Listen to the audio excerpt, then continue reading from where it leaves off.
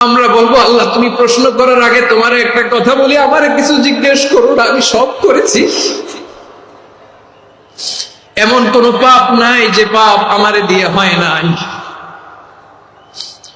তোমার রহমত দিয়ে তুমি জান্নাতে পাঠাবা, তোমার দয়ায় জান্নাতে যেতে চাই, আমল দিয়ে না। পারবেন বলতে?